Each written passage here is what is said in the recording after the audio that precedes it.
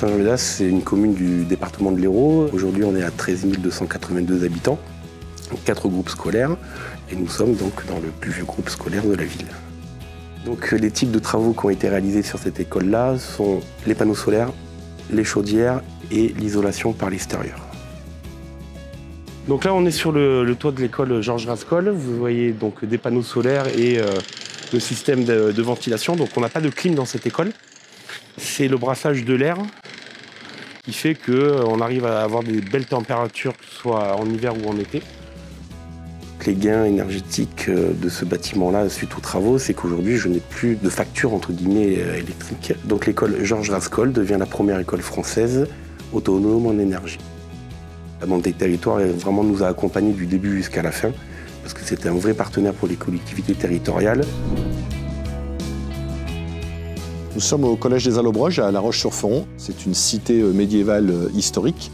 Et ce collège, il est aussi emblématique parce que c'est un collège de centre-ville. Il est vraiment au cœur de la cité et nous avons décidé de le réhabiliter. C'est plus du tout adapté au réchauffement climatique et au coût de l'énergie. Donc il faut refaire tout ça.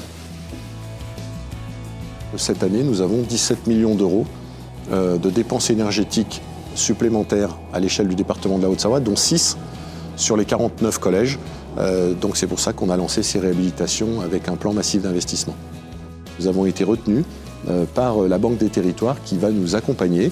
Plus que jamais au moment où les taux d'intérêt remontent très fortement, eh bien on a besoin du concours d'une banque comme celle-ci qui va aller peut-être, probablement, sur des dossiers où les organismes bancaires privés n'iraient pas.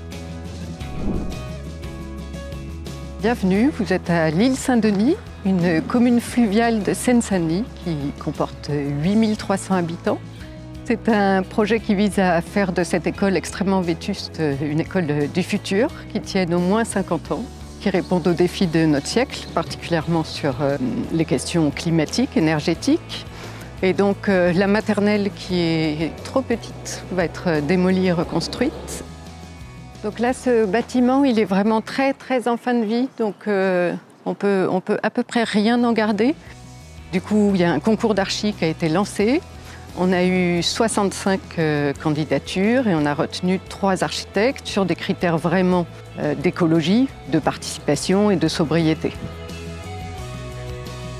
La Banque des Territoires a su répondre d'une façon précise à notre attente, dans la mesure où on a pu négocier un prêt de 3,5 millions avec des conditions du marché avantageuses, livret A plus 0,6% sur une durée de 5 ans en termes d'échelonnement et 35 ans en termes de durée du prêt.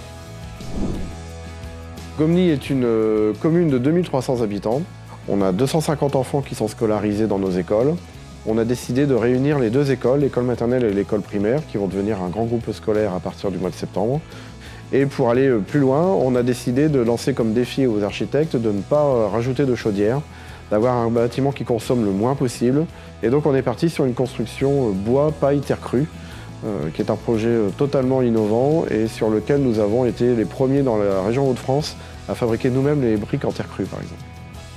Et donc parce que nous faisons un bâtiment qui est presque passif, parce que nous utilisons des matériaux biosourcés, parce que nous avons un rendement finalement énergétique extrêmement favorable sur ce projet, nous avons pu bénéficier, grâce à la Banque des Territoires, d'un prêt de l'Union européenne, en plus avec un taux fixe.